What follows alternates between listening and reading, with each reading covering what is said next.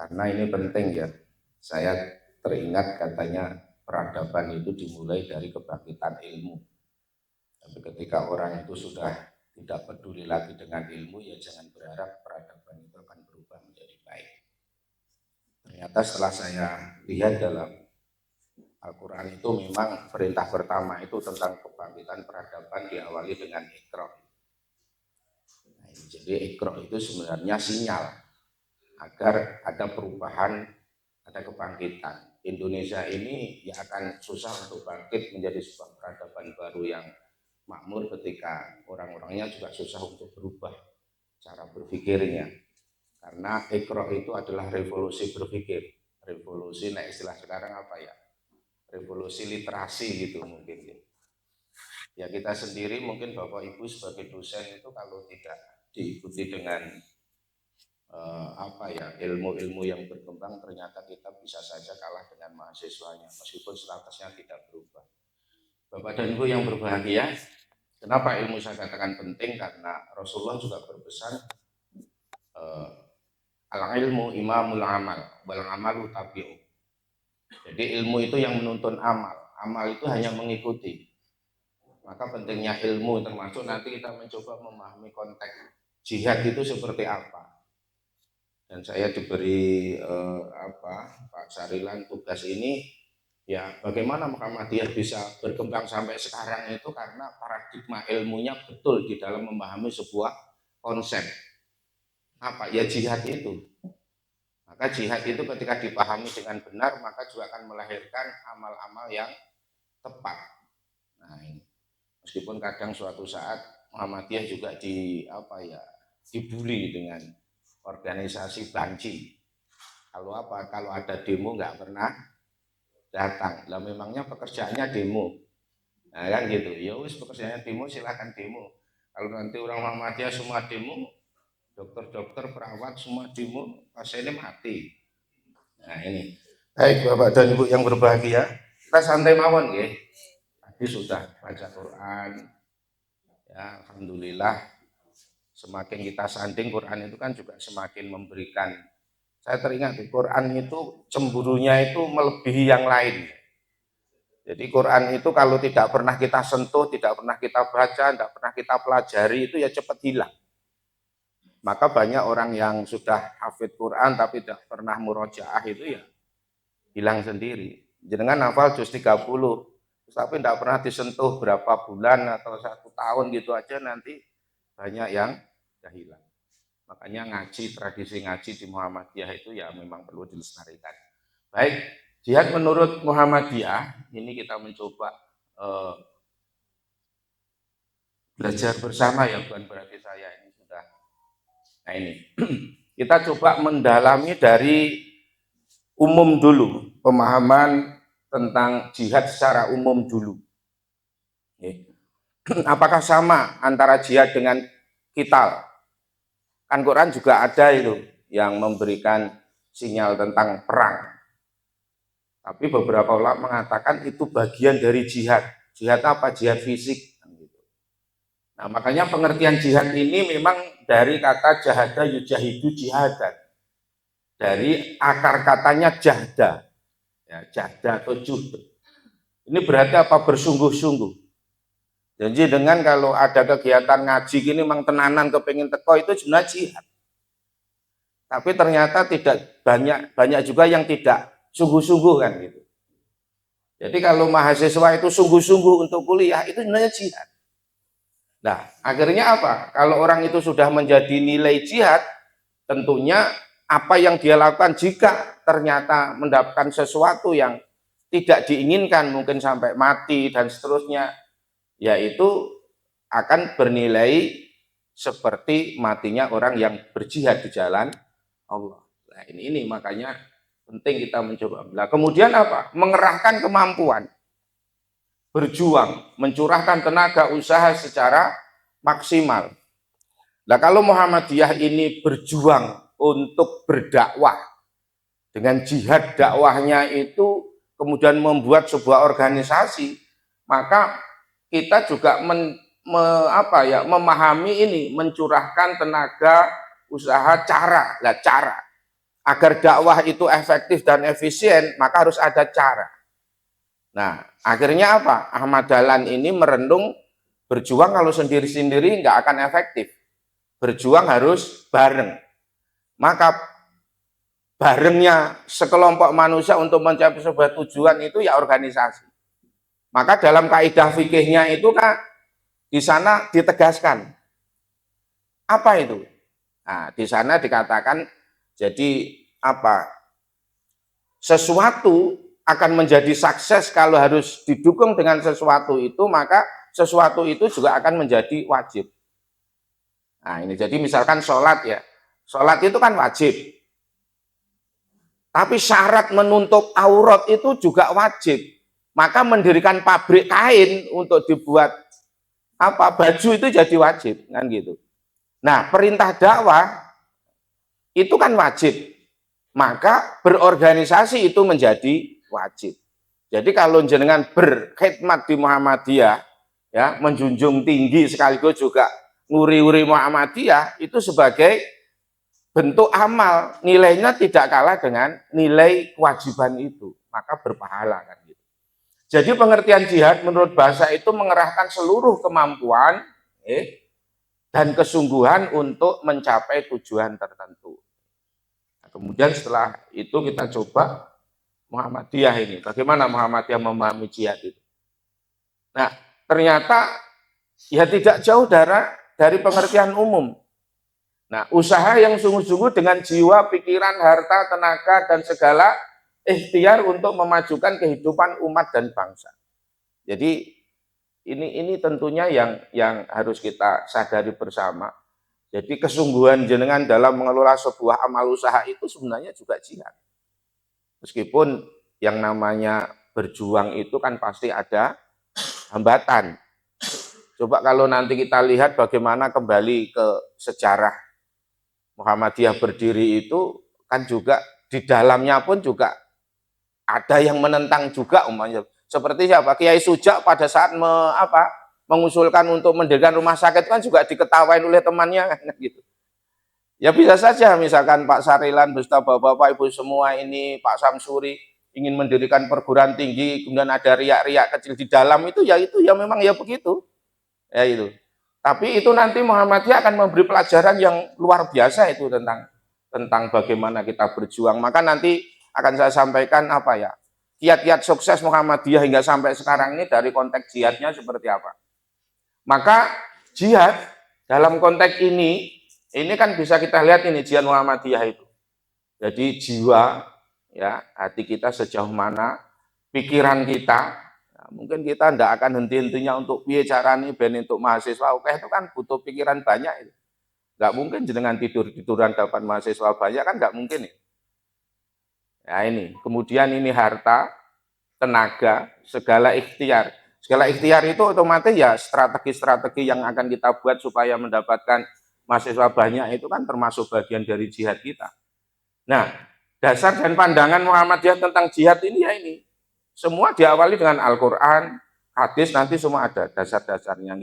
Pemahaman dakwah dalam konteks amar ma'ruf nahi mungkar. Karena identitas Muhammadiyah itu kan ada 3. Ya, ada 3. 1, apa itu? Ya, gerakan Islam, gerakan dakwah amar ma'ruf nahi mungkar, kemudian gerakan tajdid. Tajdid dipahami dalam konteks purifikasi, pemurnian, itu dalam hal ibadah, akidah. Tapi dalam konteks muamalah, itu kan tajdid dipahami pembaharuan atau modernisasi. Maka kita di dalam menjalankan amal usaha pun kan juga harus mengikuti itu. Ya, harus mengikuti itu. Kalau kita tidak mengikuti perkembangan zaman ya ditinggal orang.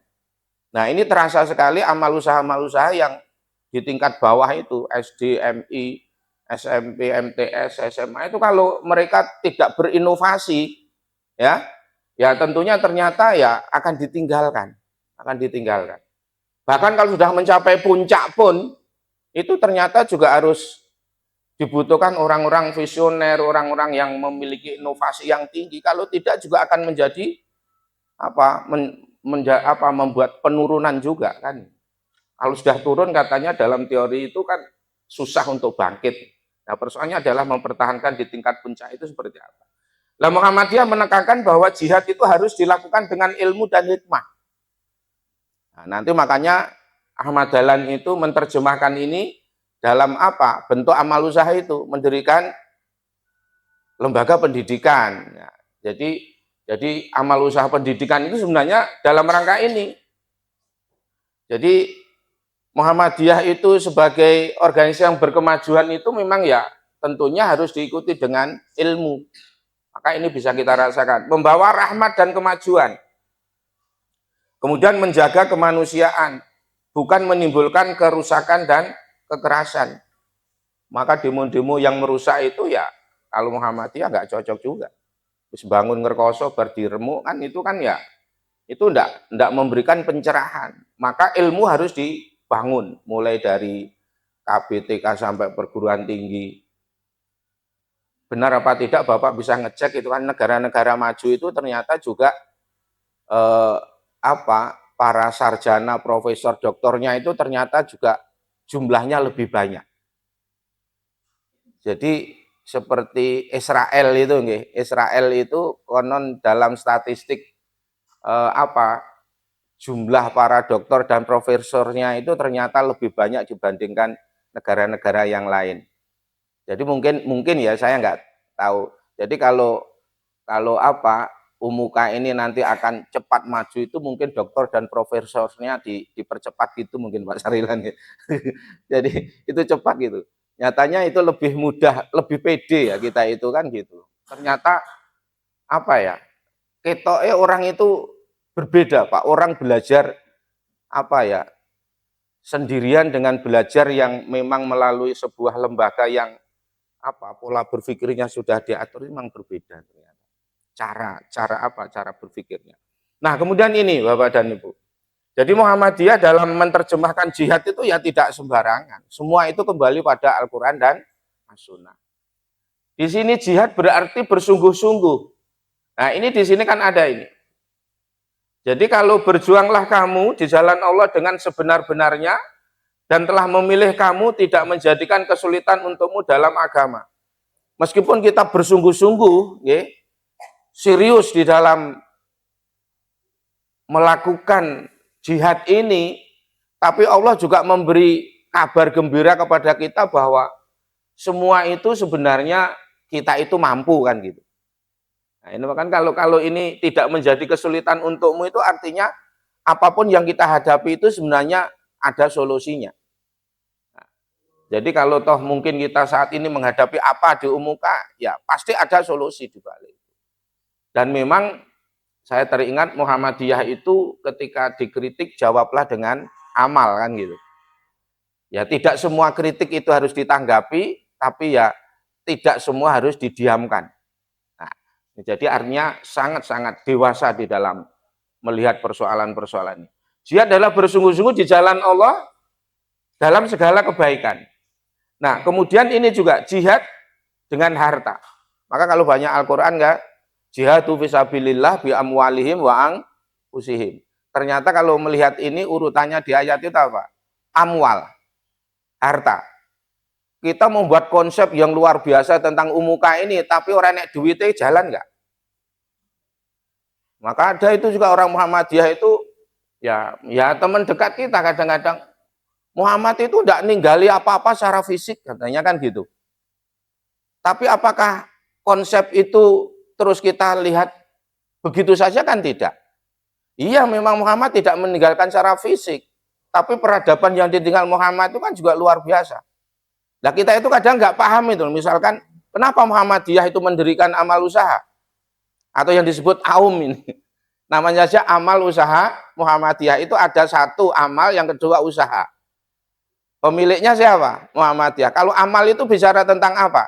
Profesionalitas. Ya, kan begitu. Ya. Amal itu bicara tentang apa? Keikhlasan ya. Usaha itu bicara tentang profesionalitas. Kalau bicara tentang etos kerja, saya juga siap membedah itu. Jadi ternyata kalau kita tidak profesional juga nggak bisa ternyata. Jadi misalkan ya mungkin Yun Sewu misalkan Muhammadiyah dari sisi apapun misalkan PDM ini periodenya bapak-bapak kita sebelumnya bisa meninggalkan secara fisik ini dan itu sebenarnya ya indikasi sebuah perjuangan bahwa dia mampu mengelola infak-infak dan jariah dari umat. Nah, buktinya apa kalau kita ini? Makanya sering mengatakan amal usaha itu adalah bentuk nyata pelembagaan terhadap infak umat. Jadi kalau kita ini tidak bisa membangun apa-apa, berarti kita juga infak-infak itu habis seperti teman-teman di NU itu mangan, habis. Teman-teman kata NU itu kalau ngadakan apa? Nyuwun sewu, keluarga dari istri itu kan NU itu. Jadi kalau adakan kegiatan itu sekali kegiatan itu juga ratusan juta, habis itu ya selesai. Nah, tapi Muhammadiyah kan cerdas memanfaatkan itu semua. Mereka yang berinfak berjariah itu bisa dilembagakan sehingga apa? Bisa memberikan nilai-nilai yang jauh lebih ke depan. Makanya banyak tuh sekarang orang yang berwakaf ya, mewakafkan hartanya, mewakafkan tanahnya ke Muhammadiyah karena mereka bisa melihat itu. Nah, saya ini wakaf apa dintek ini langsung kan ya. Nah, ini yang perlu kita paham. Jihad tidak hanya perang, makanya tadi kital itu bagian namanya jihad fisik. Kemudian jihad dengan harta dan jiwa, jihad amar ma'ruf nahi mungkar ini dalam konteks apa? Konteks dakwahnya. Maka betul perumusannya itu identitas Muhammadiyah itu gerakan Islam, Islam sebagai harga mati yang tentunya menjamin tentang hidup kita atau bahagia dunia akhirat, tapi tidak boleh berhenti di situ kan gitu. Maka luar biasanya itu. Kalau kamu sudah meyakini Islam sebagai way of life, maka jangan berhenti untuk dirimu. Karena ada perintah lain, kebenaran itu harus disampaikan kepada orang lain. Maka cirinya apa? Adalah dakwah amar ma'ruf nahi mungkar. Nah, tapi ketika orang berdakwah itu tidak cerdas, ternyata ya tidak efektif hasilnya, tidak efisien. Maka ada pemikiran tajdid itu, kan ngoten. Jadi kalau orang itu di Muhammadiyah tidak memiliki jiwa tajdid, apapun yang dia lakukan akan susah, nggak efektif, nggak efisien. Nah ini makanya luar biasa ini yang para sesepuh kita merumuskan sebuah nilai-nilai jihad untuk dipahami bersama itu kan bisa kita pahami di sini. Kemudian ini bentuk-bentuknya ini. Maka dari jihad yang dipahami oleh Muhammadiyah ini maka akan diterjemahkan. Ya, diterjemahkan dalam apa? Dalam bentuk nyata. Karena Muhammadiyah juga tidak menginginkan orang banyak bicara tapi tidak banyak beramal. Ya. Duhanya aja luar biasa mulai jam 6 sampai jam 11. Tapi tidak bekerja. Apa mungkin kan gitu? Nah, ini makanya bentuk-bentuk jihad ini di Muhammadiyah diterjemahkan dalam setidak-tidaknya, sebenarnya masih banyak. Gitu. Ini ada jihad pendidikan. Nah, kalau jihad pendidikan ini tentunya mulai dari mendirikan sekolah, Bapak Ibu semua tahulah, ya, berapa puluh ribu amal usaha pendidikan ini. Bahkan konon katanya rumah sakit Muhammadiyah ini juga cukup banyak, ya, cukup banyak dibandingkan rumah sakit negeri katanya banyak. Bahkan ada juga yang mengatakan fakultas kedokteran itu ternyata lebih banyak punyanya Muhammadiyah dibandingkan fakultas kedokteran yang negeri katanya. Nah ini artinya apa? Muhammadiyah ini kan memang persoalan pendidikan ini menjadi bagian penting. Mencerdaskan sebuah bangsa ini memang ya melalui pendidikan. Saya teringat itu Abduh itu. Jadi pendidikan itu alat yang paling efektif untuk mensukseskan sebuah politik. Ya. Politik kekuasaan itu memang ya salah satunya melalui pendidikan. Makanya ketika kita ingin membangun sebuah peradaban ini ya pendidikan menjadi bagian penting. Maka Muhammadiyah mendirikan ribuan sekolah dan perguruan tinggi ini tentu dalam rangka untuk apa? Menjawab itu semua. Makanya ada istilah ilmu adalah cahaya. Jihad pendidikan adalah apa? Menerangi ya, menerangi masa depan. Jadi ilmu itu cahaya. Jadi kalau Muhammadiyah bicara tentang pendidikan itu berarti bicara tentang apa? Ingin menerangi masa depan bangsa. Karena apa? Ilmu adalah cahaya. Al-ilmu nurun. Tapi jangan diterjemahkan nurun itu nyontek. Kalau saya mahasiswa itu kan ada mahasiswa yang mengatakan al-ilmu nurun. Duh Pak itu kan dasarnya Pak. Maka saya kan nyontek kan gitu. Nah, saya mensiasati ini, ya saya diberi amanah untuk ngajar anak-anak itu sudah mahasiswa itu saya katakan nanti ujiannya boleh membuka apapun yang kamu mau buka. Jadi nanti kalau seandainya Anda nanti membuka sudah tidak berdosa karena saya halalkan untuk membuka kan. Nah, ini kemudian jihad kesehatan. Nah, ini Anda bisa lihat kan, rumah sakit dan seterusnya. Tapi sebenarnya setelah saya mencoba melihat ini, seandainya dulu Ahmad Dahlan beserta generasi berikutnya tidak berpikir tentang rumah sakit, kira-kira Islam perkotaan itu sudah banyak menjadi Nasrani. Jadi sebenarnya cuma ini tidak dinampakkan gitu. Muhammadiyah itu kemudian jihad kesehatan itu kemudian mendirikan rumah sakit itu sebenarnya itu adalah untuk menangkis terhadap kristenisasi Islam di perkotaan. Kalau di pinggir-pinggir sana kan selesai dengan dakwahnya para wali kan gitu. Tapi kalau di perkotaan ini kan makanya para penjajah Belanda dan seterusnya itu kan yang dijadikan sasaran kan banyak di perkotaan. Makanya Muhammadiyah hadir di Jogja itu kan adalah masyarakat perkotaan. Makanya salah satu cara untuk menangkis terhadap kristenisasi itu ya salah satunya dengan mendirikan rumah sakit, meskipun mau mendirikan rumah sakit tapi belum punya dokter kan gitu. Nah inilah moderatnya yang sering kita sebut gerakan wasatiyah itu kan gitu. Jadi tidak apa-apa Muhammadiyah mendirikan rumah sakit tapi menggunakan dokter dari non-muslim kan begitu. Jadi sampai Ahmad Dahlan itu kan mempelajari tentang konteks pendidikan kan juga belajar dari siapa itu dari ini jadi bukan orang Islam. Karena apa? Ingin melihat mengkolaborasi antara saat itu Islam tradisional hanya ilmu agama itu seperti itu. Kalau belajar matematika dianggap apa? Ya itu sekuler dan bahkan dikatakan bid'ah. Kan gitu.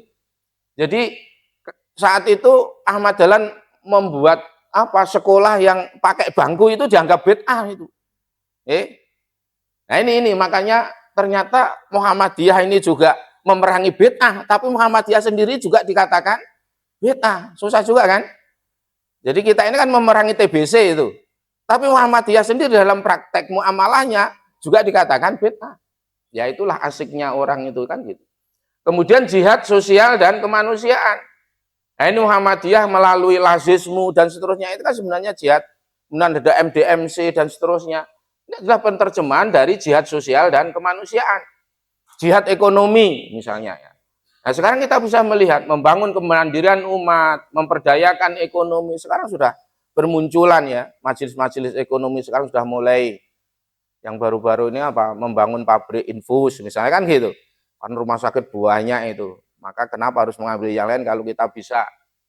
Ya mungkin terakhir misalnya membuat itu ya, rudal atau apa gitu ya. Itu kan itu malah sudah kan.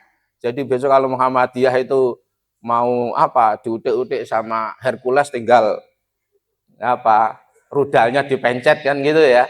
Ya kan gitu. Ini kan baru rame kan Hercules dengan pernyataan Pak Amin kan gitu. Nah ini kemudian jihad kebangsaan lah ini. Jadi nanti kita lihat ya, apakah Muhammadiyah ini masuk ke dunia politik kan tidak.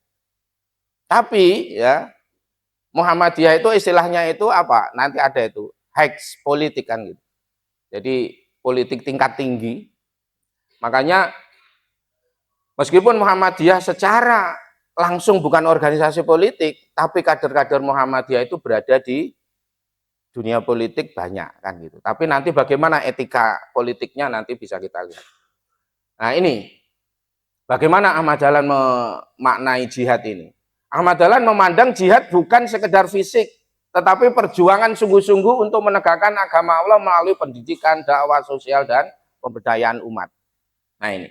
Makanya beliau mencontohkan bahwa jihad terbaik adalah memperbaiki umat yang tertinggal.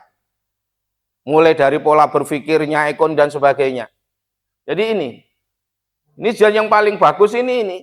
Jadi memperbaiki umat yang tertinggal dalam pola berpikirnya. Makanya mendirikan pendidikan.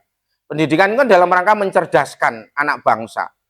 Nah, ini. Kemudian yang kedua apa? Memberantas kebodohan, membantu fakir miskin, mengajarkan Al-Quran. Nah, maka jadi jangan dianggap bahwa tadi Mas Huda itu memulai dengan ngaji itu sebenarnya salah satu bentuk memang seperti itu Ahmad Dahlan. Nah, maka diterjemahkan. Tapi kalau Ahmad Dahlan dulu tidak cukup diterjemahkan, kalau belum diamalkan tidak ganti kan gitu. Makanya terkenal dengan apa? Nah, apa? Al-Ma'un itu loh, ya. Jadi dengan Al-Ma'un itu sebenarnya bentuk nyata bahwa ngajinya Ahmad Dahlan itu tidak berhenti hanya sekedar ilmu, tapi harus diamalkan, amal nyata. Jadi kalau ada perintah tentang kita disuruh menjadi umat yang cerdas dengan gerakan ekroknya, revolusi ekroknya itu tidak hanya berhenti slogan-slogan di atas panggung, tapi harus Anda buktikan untuk menjadi orang yang cerdas itu bagaimana? Maka harus mendirikan sekolah kan gitu. Kemudian memajukan masyarakat ya dengan amal nyata. Nah ini, jadi tidak banyak bicara, tapi tidak cukup hanya bicara, tapi harus dibuktikan dengan amal nyata. Kemudian ini, rahasia sukses jihad Muhammadiyah. Ini coba, ini kadang-kadang kita sendiri juga nggak tahu, tapi sebenarnya di Muhammadiyah itu juga punya rahasia sukses. Yang pertama apa? Ikhlas dan semangat beramal. Kunci ternyata nggih. Jenengan tembriki nek ora ikhlas bisa apa? Sakit hati. Ya. Makanya ikhlas itu menjadi bagian penting. Meskipun dalam hadis itu digambaran ikhlas seperti bokor emas. Jadi meskipun Anda bekerja nggak usah ditonjol-tonjolkan, tapi karena Anda ikhlas ya suatu saat akan kelihatan dengan sendirinya. Karena ikhlas itu akan melahirkan amal nyata. Jadi misalkan Anda, Bapak Ibu ini mau menjadi pegawai yang rajin, nggak usah setiap datang unjuk muka depannya Pak Sarilan kan ya. Kalau pekerjaannya selesai ya selesai kan gitu.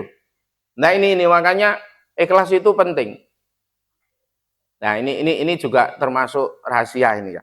Saya ini kuliah di UMS itu termasuk apa? Dapat gratisan. Ya gratisan atau beasiswa lah. Pada saat saya itu berjuang di Muhammadiyah, saya kan nggak berpikir tentang kuliah dan sebagainya. Pokoknya saya itu di PCM Colomadu, mungkin Pak Sarilan banyak itu dulu bagaimana kondisi Colomadu itu. Saya hanya berpikir di situ aja, nggak sempat berpikir namanya kuliah dan seterusnya. Setelah saya selesai dari situ kok malah ditawari untuk kuliah perkaderan itu. Dan saya juga nggak nyangka itu. Ya kalau Pak Arif mau nanti saya usahakan itu Probarun gitu. Tapi tiba-tiba kok dalam SK beasiswa kok di atas sendiri namanya Arif Nasiruddin. Saya juga nggak tahu saya itu gagap iptek nih. Anak-anak di kelas itu saya itu tua sendiri karena sudah hampir menyentuh umur 60 tahun. Tapi yang lain kan baru anak-anak muda itu. Nah tiba-tiba ketawa-ketawa di depannya. Ada apa kamu ketawa tempat saya? Ngeci aku apa peh tuwa kula ngoten tok. Oh enggak Pak, nanti habis ini makan-makan. Loh kok makan-makan ada apa? Lah niki jenengan yang dhuwur dhewe apa? Wah jenengan dapat beasiswa 100% kan. Ya wis ayo mangkat bareng kula nggih ngoten mawon. Tapi awalnya saya tidak bicara, yang penting saya itu hanya bekerja ikhlas saja. Piye carane Muhammadiyah Colomadu bisa maju, kemudian apa? Aum-aum bisa hidup, cuma itu saja. Ya setelah itu ya alhamdulillah sekarang ya tidak mengecewakan lah. Kan gitu, amal usaha semua bisa hidup. Nah, yang kemudian apa? Jihad mewujudkan dalam amal nyata. Setiap ide gagasan diwujudkan dalam tindakan nyata yang bermanfaat dan berkelanjutan. Ya, ide kalau di Muhammadiyah kan organisasi, gitu. Nah, misalkan contoh ini, Umuka ini kan amanah musda, yang saya tahu kan begitu. Tapi juga ada orang itu nggak suka itu sebenarnya. Berdirinya Umuka ya tidak semua orang suka. Karena apa? Menilai pribadi-pribadi orang kan gitu. Tapi kalau kita sebagai orang yang dewasa dalam organisasi, ini memang amanah musda. Namanya gitu. Nah makanya ya tidak hanya berhenti dalam tulisan kan, harus diwujudkan. Nah inilah makanya dikatakan jihad itu harus diwujudkan dalam amal nyata. Nah sekarang itu kadang-kadang orang pinter gaya program yang raiso jalankan itu. Muhammadiyah enggak seperti itu. Muhammadiyah menunjukkan amal nyata itu. Pendidikan sebagai kekuatan utama ini. Makanya kenapa pendidikan selalu dikembangkan di Muhammadiyah? Karena ini adalah pintu masuknya perjuangan untuk membangun sebuah peradaban itu ya pendidikan. Meskipun kadang kita juga terseok-seok. Maka saya itu kalau ketemu guru-guru SDM, ITK gitu, itu kadang sudah ketemu belum apa-apa sudah berbesmilise. Kalau guru TK kok gaji 150 ngenteni sesasi, itu ya terus pripun jenengan. Jenengan jajan sekali, jajan saja kadang-kadang habis 150 kan gini. Kuwi nek sing wong royal ngoten mlebu ning Cianjur sana mungkin uang 1 juta habis. Ya. Tahu Cianjur nih. Ya, rumah makan Cianjur itu loh. Kalau saya diajak teman masuk di Cianjur gitu, kaki saya geringgingan. Kenapa geringgingan? Habisnya banyak kan gitu. Tapi saya enggak. Nah, gitu. Kalau diajak orang saja lu enggak diajak enggak mau saya. Ya ini. Kemudian ini berlandaskan Al-Quran dan Sunnah. Ini jelas. Muhammadiyah kan purifikasi itu kan kembali ke Al-Quran dan As-Sunnah sebagai sumber utama. Maka ini jadi banyak orang menyerang Muhammadiyah kembali ke Quran dan As-Sunnah berarti kembali ke masalah. Bukan itu. Yang namanya ilmu kan ada sumber utama. Kalau kita belajar ya ada istilahnya babonnya itu. Ada babonnya itu. Buku babon itu kan penting meskipun nanti harus diterjemahkan dengan merujuk ke yang lainnya. Fokus pada solusi umat ini. Yang menarik kan ini. Muhammadiyah ini setiap sesuatu harus dicarikan solusi. Makanya kalau jadi pimpinan, anak buah datang itu mencari solusi, jangan diceramai. Mumet nanti, nggih. Kalau memang cari solusi, ya carikan solusi. Kadang-kadang ada orang-orang gaya kepemimpinan itu, anak buah situ minta solusi, tapi malah diceramai. Ya mulai mesti gemereneng itu. Nah ini Muhammadiyah berpikirnya solutif. Persoalan-persoalan harus dicari jalan keluar. Kemudian yang ketujuh ini, yang menarik adalah semangat tajdid. Kita harus paham di sini semangat tajdid, pembaruan dalam konteks muamalah, sarana, prasarana. Kalau enggak, waduh. Nah, makanya termasuk UMUKA ini akan juga mengikuti ini kan, semangat ini. Nah, sekarang UMS itu kalau orang selesai, ternyata sudah tidak perlu lagi membuat skripsi, tesis, harus dijilid sekian tebal, membuat sekian rangkap. Sekarang kan enggak. Langsung diunggah ke perpustakaan, kan gitu. Sehingga kalau sudah divalidasi masuk situ berarti selesai. Nah, kalau mau membuat apa istilah dokumen fisik ya harus sendiri, tapi nggak ada hubungannya dengan kampus kan gitu. Ini berarti kan mengikuti apa? Mengikuti semangat tajdid. Nah, kita semua mestinya juga harus ke sana. Maka hasilnya apa ini? Ini Bapak dan Ibu yang menarik kan sini. Orientasi hasilnya ini kan mesti banyak sekolah, kampus, pesantren, rumah sakit, panti asuhan, program pemberdayaan ekonomi, ada MPM kan sekarang, kemudian dakwah Islam berkemajuan di seluruh Indonesia. Nah ini makanya kenapa kata sebenarnya kalau orang itu tidak sentimen kelompok itu.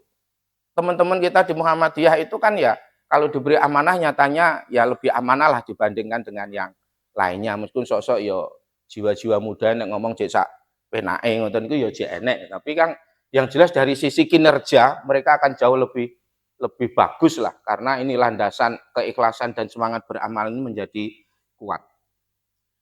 Nah pesan Ahmad Dahlan di sini, mungkin sampai jam berapa Pak? Dan ini pun setengah 9, jam 7 gitu. Enggak kelihatan saya. Nah ini pesan ini yang sangat terkenal kan, mari kita samakan visinya untuk memahami ini loh. Pesan Ahmad Dahlan yang sangat terkenal sampai sekarang kan kalimat ini kan. Hidup-hidupilah Muhammadiyah, jangan mencari hidup di Muhammadiyah. Jadi jihad sampai diturunkan sampai ke sini nih. Maknanya apa toh? Berjuang untuk organisasi bukan memanfaatkan organisasi. Jadi ya mungkin Bapak-bapak, Ibu semua ini kan jenengan mati-matian untuk apa? Mati-mati untuk kampus ini menjadi kampus baik. Apa nanti jenengan bawa kan tidak toh. Jenengan inilah hebatnya Muhammadiyah itu nggih. Barang yang mati dihidupkan, kalau sudah hidup ditinggal. Apa terus nanti harus begini kan enggak. Ya. Maka ini hebatnya itu di Muhammadiyah bisa apa ya? Bisa settle sampai sekarang ini kan coba jenengan mati-matian piye carane kampus ini mahasiswanya banyak terus maju. Tapi itu semua kan dalam rangka untuk meninggalkan jariah jenengan. Nah, semangat inilah yang ternyata yang terus luar biasa di keluarga besar Muhammadiyah. Kemudian yang kedua di sini ada menghidup-hidupi Muhammadiyah. Artinya apa? Artinya memberi tenaga, memberi waktu, memberi ilmu, memberi pikiran, bahkan harta kita. Coba, Bapak kita yang dari Prambanan apa Klaten nggih?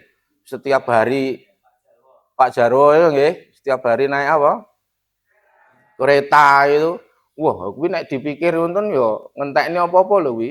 Entekne tenaga, waktu kan tadi berangkat mungkin habis subuh juga ya. Nah ini memberi ilmu, memberi pikiran, memberikan harta.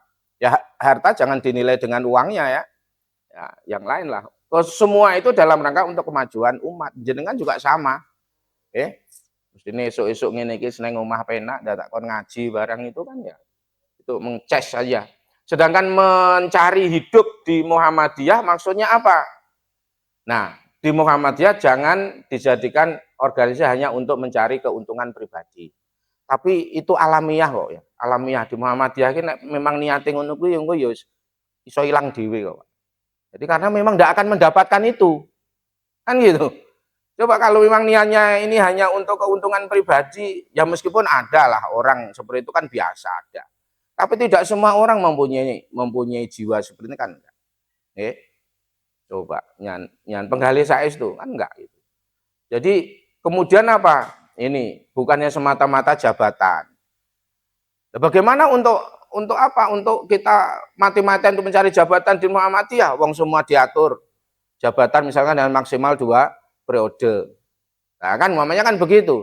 Karena apa? Kalau Anda mencari ini, ya pasti akan kecewa karena tidak selamanya akan Anda dapatkan. Nah, kemudian apa? Popularitas. Nah, popularitas kadang-kadang juga Muhammadiyah ini dipakai untuk apa? Untuk mencari popularitas pribadi. Ya, kalau musim pilkada pemilu itu kan ramai juga. Karena apa? Hanya ingin mencari simpati di Muhammadiyah. Nah wis dadi, nah ini ya orang-orang seperti ya ada lah.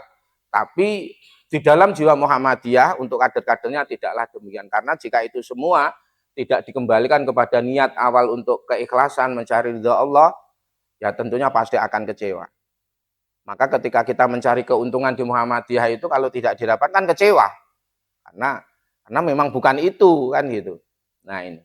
Kemudian maka hal ini kalau terjadi itu sangat bertentangan dengan tujuan Muhammadiyah yang murni untuk mencari ridha Allah. Wa ma umiru illa liya'budullaha mukhlishina lahuddin. Nah ini. Kemudian ini semangat memberi. Jadi hidup-hidupilah Muhammadiyah jangan mencari hidup. Itu ada semangat memberi. Apapun bentuknya. Memberi kan tidak harus dengan uang. Memberi tidak harus dengan semata-mata harta, tapi memberi ilmu, memberi tenaga, pikiran, dan seterusnya itu kan juga memberi. Jadi semangat Bapak untuk membangun Umuka ini sebenarnya kan juga semangat memberi ini. Bukan hanya menerima. Toh pada saat kita akan mendapatkan menerima itu kan juga diawali dari semangat memberi. Maka saya teringat itu. Jika kamu ingin bahagia, maka bahagiakan orang lain. Jadi kalau Bapak Ibu ini ingin bahagia hidupnya, maka jangan tanya bagaimana Anda caranya bahagia, tapi kuncinya adalah bagaimana kita bisa membahagiakan orang lain. Apa dasarnya?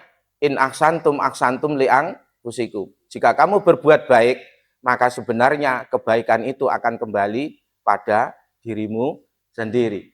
Nah, kuncinya kan di situ. Jadi kalau kita ingin bahagia, ya harus bisa membahagiakan orang lain. Makanya banyak amalan-amalan itu misalkan ini. Kita bersedekah, ya, bersedekah misalnya. Bersedekah itu kan membahagiakan orang lain. Maka ketika kita bisa bersedekah, maka coba tanya pada diri kita. Jangan senang nggak kalau bisa bersedekah? Senang. Tapi Anda bisa merasakan senang karena sudah melakukan apa? Bersedekah, kan gitu. Anda bahagia nggak kalau misalkan Umuka ini menjadi sukses, ya senang. Tapi karena Anda pernah memberikan sesuatu ke Umuka kan gitu. Kalau Anda tidak pernah andil sedikit pun tentang Umuka ketika orang lain bahagia dengan Umuka yang bagus, ya Anda akan bahagia, dia tidak memberikan apa-apa. Nah ini makanya saya teringat itu bahagiakan orang lain jika kamu ingin bahagia. Nah makanya ada yang lain itu kan bahagiakan ibumu, bahagiakan orang tuamu jika kamu ingin hidup bahagia, kan gitu. Berarti kan orang lain. Ya, sama saja ketika kita ini melakukan hal yang sama kan gitu. Maka hormatilah gurumu, hormatilah pendidikmu, hormatilah dosenmu jika ilmumu ingin barokah. Nah, umumnya itu kan artinya bicara orang lain.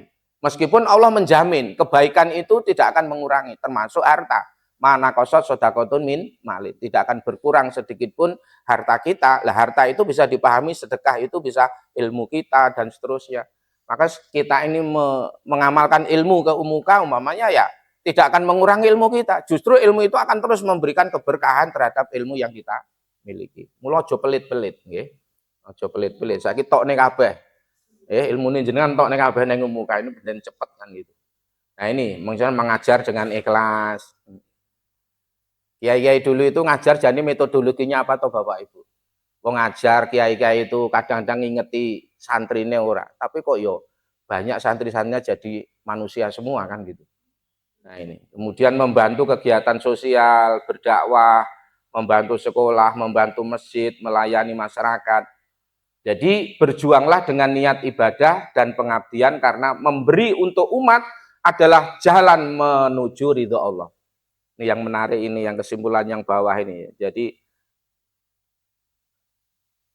karena memberi untuk umat adalah jalan menuju keridhaan Allah. Nah, pesan Ahmad Dahlan, kemudian yang ketiga tadi dipahami dengan dakwah harus dilandasi keikhlasan. Nah ini, bentuk jihad politik sekarang. Kita coba, hampir tinggal 10 menit. Ya. Jihad politik di Muhammadiyah, satu namanya jihad konstitusi. Muhammadiyah melakukan perjuangan melalui jalur hukum, konstitusi demi melindungi rakyat dan menjaga keadilan negara. Din Samsudin itu kan dulu pernah judicial review nggih tentang apa ya kemarin tuh? Undang-undang air.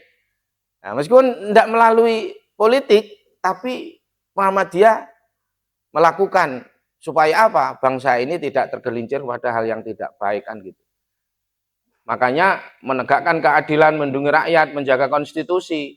Ini bagian yang menjadi tanggung jawab bersama khususnya di Muhammadiyah. Karena apa? Muhammadiyah ini juga andil besar terhadap lahirnya bangsa ini.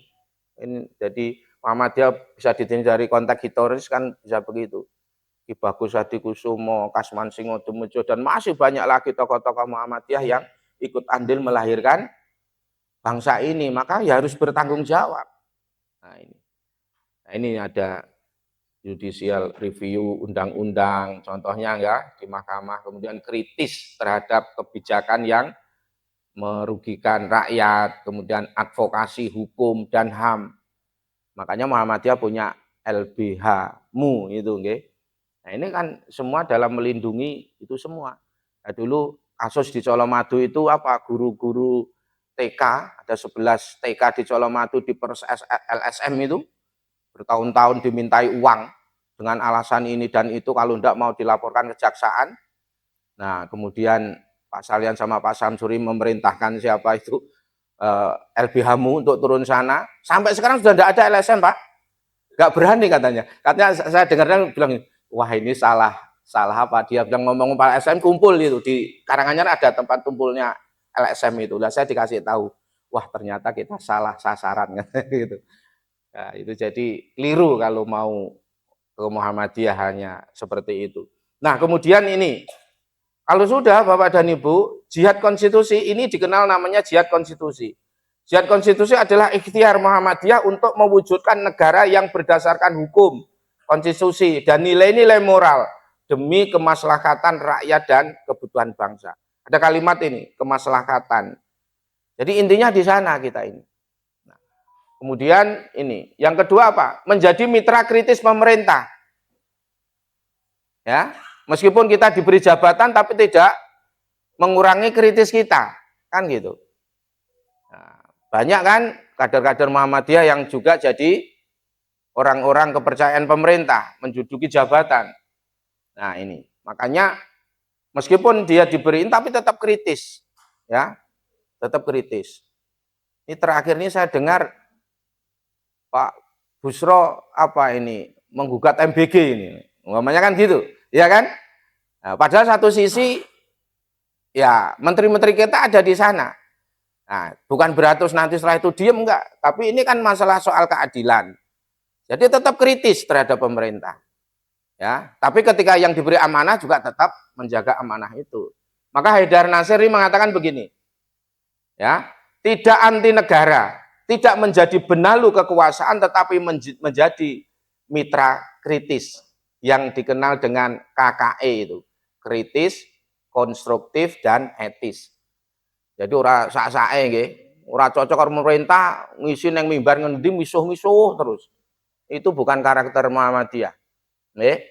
Muhammadiyah itu ya ini, kritis, konstruktif, dan etis. Ini pesannya Haidar Nasir kan begitu. Ya Anda bolehlah, nggak cocok, tapi ya dilakukan dengan cara yang bijak kan begitu.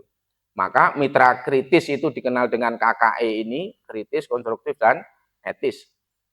Nah, kritis itu menyangkut apa? Ya kritik, ya masukan terhadap kebijakan yang tidak berpihak pada rakyat, itu maksudnya yang dimaksud dengan kritis.